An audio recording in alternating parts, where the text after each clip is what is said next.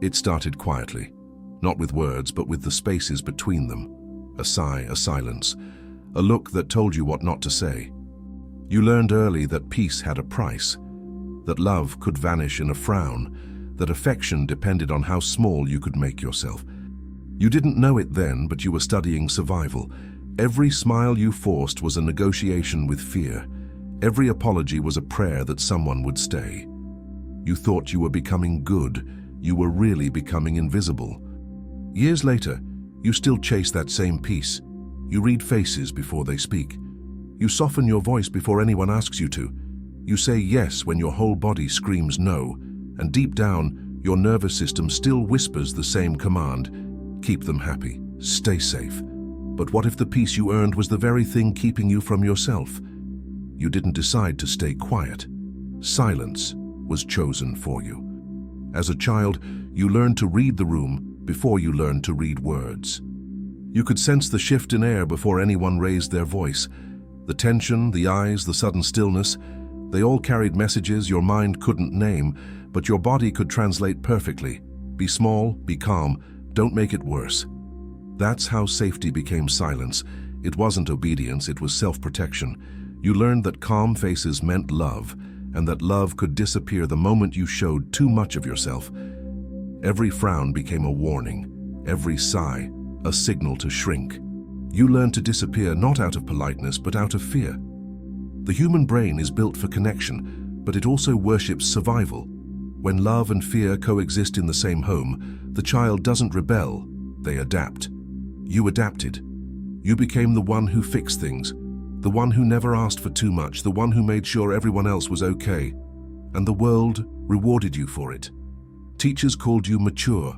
Friends said you were understanding. Even now, people describe you as peaceful, never realizing that your peace is a mask stitched together from old panic.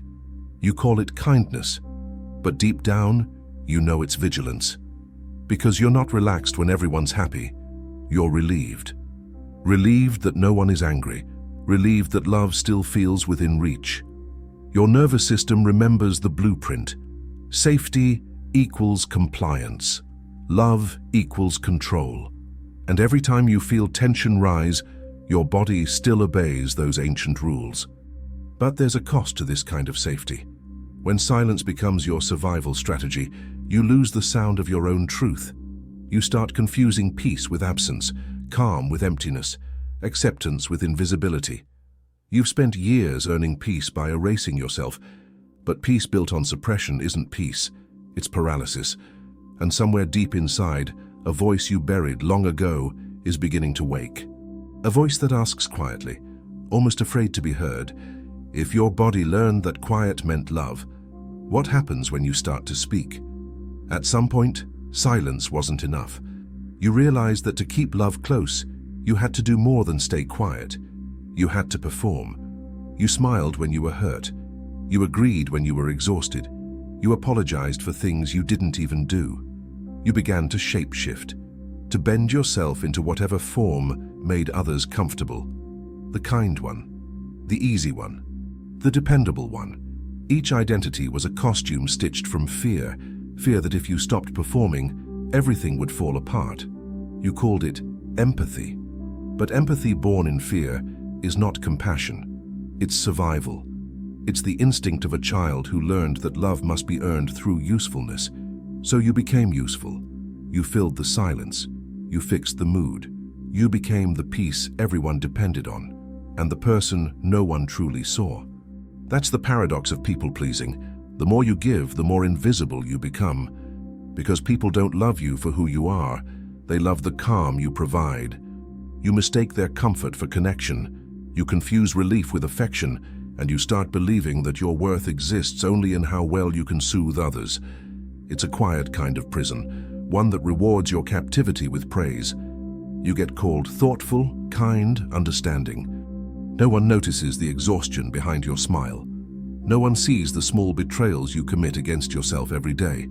You've trained your body to flinch at conflict, your voice to soften at tension, your truth to hide behind apology. And now, even when no one demands it, you still obey. But here's the painful truth.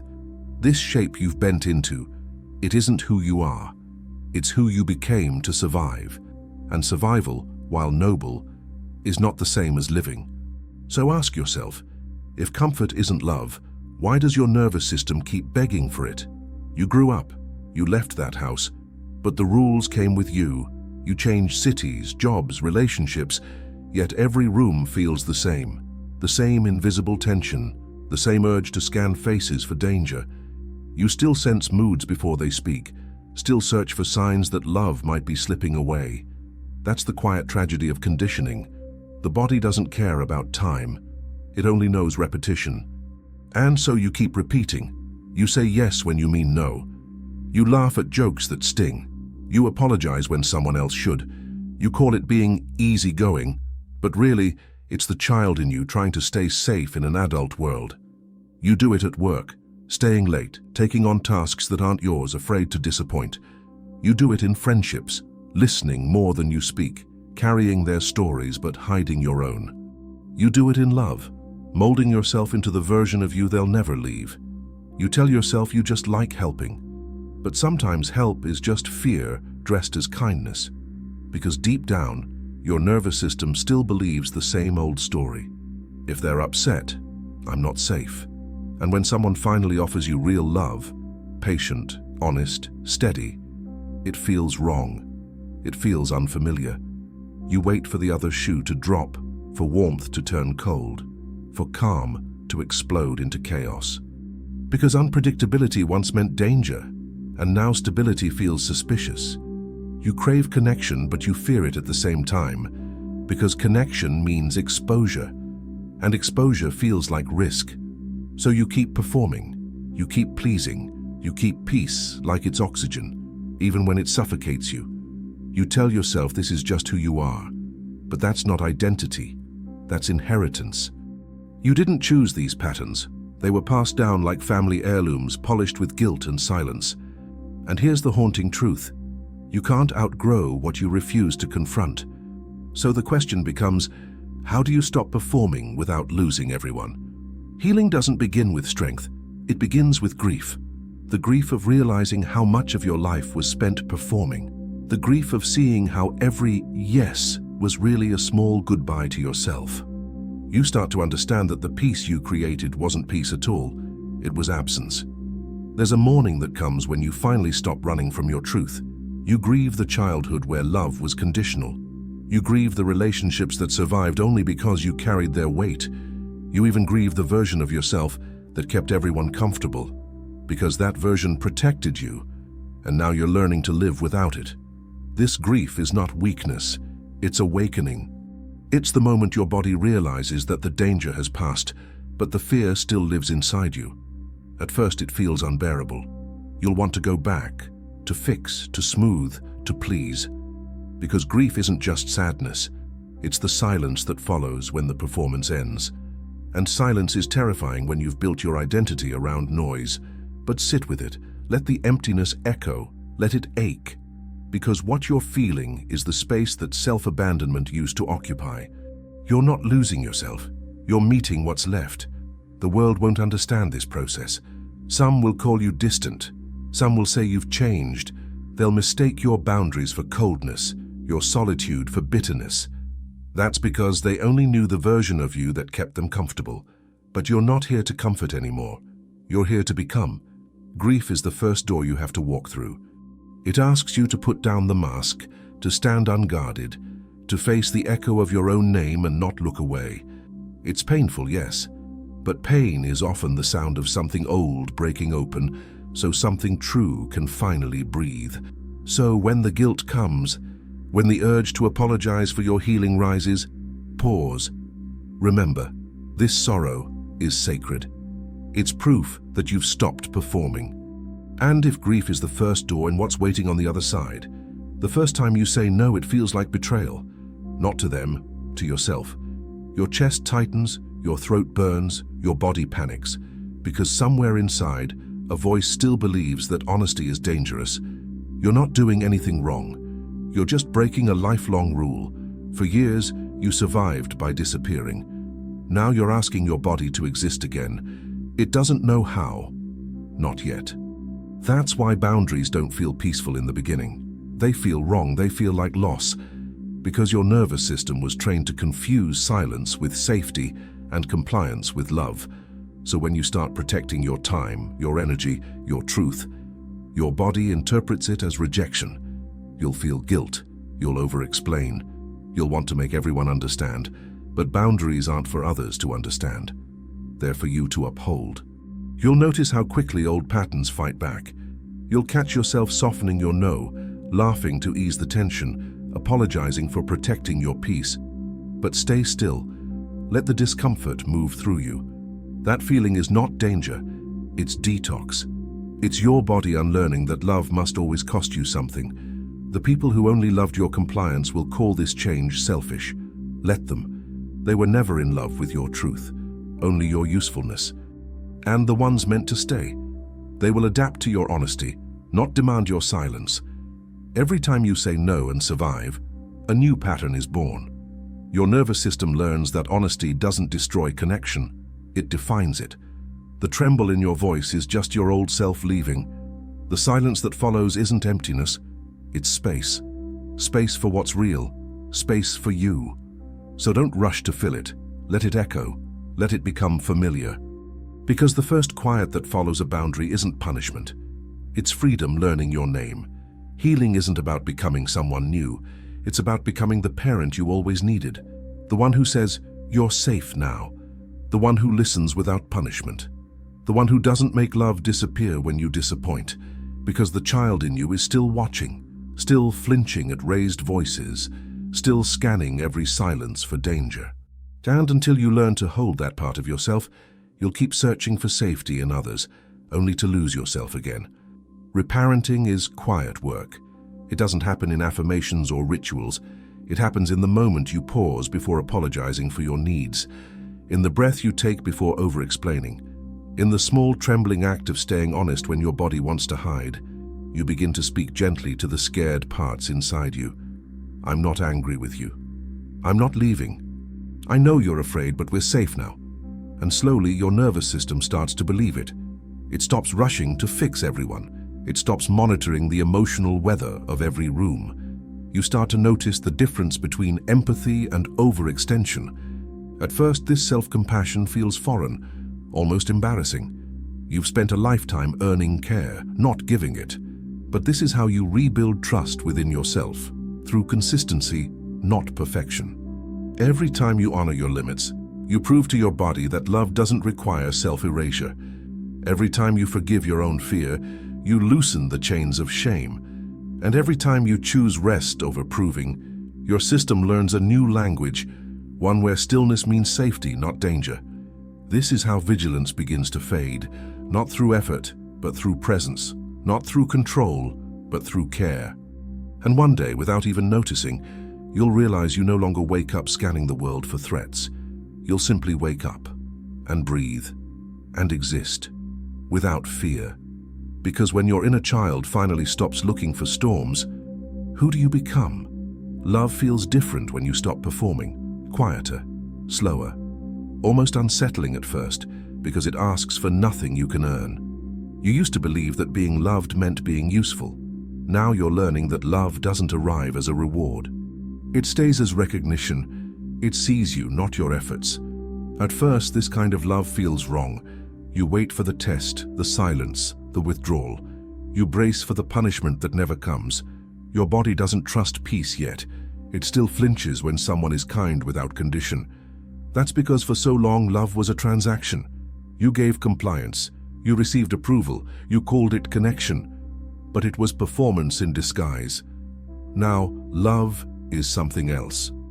It's honesty without fear. It's space without distance. It's knowing that you can disappoint someone and still be worthy. The old version of you would have tried to earn safety by shrinking. The new one understands that love built on your absence isn't love. It's comfort for others and captivity for you. As you change, some relationships won't survive. They were designed for the performer, not the person. Let them go. They were contracts signed under fear. You don't owe your evolution an explanation. But others, the rare ones, will stay. They will meet you in your honesty. They will love you for the chaos and the calm. They won't need you to shrink so they can breathe. They'll breathe with you. And that's when you begin to understand what real intimacy is. Not agreement, but visibility. Not perfection, but presence. Not performance, but truth. The love you once begged for through compliance will now find you through authenticity. Because what you attract when you are real can finally stay. So when someone looks at you now, you don't ask, do they like me? You ask, can they see me? And if the answer is yes, that's love. But if it's no, that's clarity. And clarity, even when it hurts, is the purest form of freedom. It began with silence, and in a way, it ends there too. But now, the silence means something different. Before, it was the sound of fear. Now, it's the sound of peace. You've spent a lifetime being the peacekeeper, soothing others, silencing yourself, mistaking stillness for love. But true peace was never born from control. It was waiting underneath the noise, beneath the roles, beneath the endless performance. The moment you stop fixing everyone else's emotions, you finally have room to feel your own. And in that space, you meet the person who's been buried under compliance, the one who existed before fear. You realize that you were never broken. You were simply conditioned to forget yourself. Your kindness was never weakness. It just lived under the wrong command. You don't need to destroy it, only free it from fear. Now, kindness can breathe again. It no longer bends to be accepted. It stands tall because it already belongs. Your love no longer negotiates. Your empathy no longer erases you. You start to understand that peace isn't something you earn through perfection. It's something you become when you stop apologizing for existing. You stop mistaking discomfort for danger. You stop confusing boundaries with rejection. You begin to trust the quiet inside you. And in that quiet, you find truth. The kind that doesn't need approval to exist. The kind that feels like home. So when the old reflex returns, that impulse to fix, to please, to smooth the edges, pause. Breathe. Ask yourself softly, what does my truth need right now? Because that's where your freedom lives, not in the peace you perform, but in the wholeness you finally allow. The peacekeeper has done her job. You can thank her and let her rest. You're not here to keep everyone comfortable. You're here to be whole. And wholeness, unlike peace, doesn't disappear when someone frowns. It stays, because this time, it belongs to you. It started quietly, a child learning to earn peace with silence. A body mistaking calm for safety, a soul shrinking to fit inside someone else's approval. It ends quietly too, but this time, the quiet belongs to you. No longer a cage, but a sanctuary. No longer the pause before punishment, but the breath before truth. You don't have to fix the room anymore. You don't have to chase peace in other people's moods. You've remembered that peace was never something they could give you. It was something that waited for your permission to return. The story that began with fear now ends with presence. And the silence that once meant survival has become the sound of coming home. If this message spoke to the part of you that's still learning to come home, subscribe to Alchemia of Mind. Each video is a step deeper into that journey, from illusion to awareness, from fear to truth, from shadow to wholeness. Because awakening doesn't happen all at once. It happens one quiet realization at a time.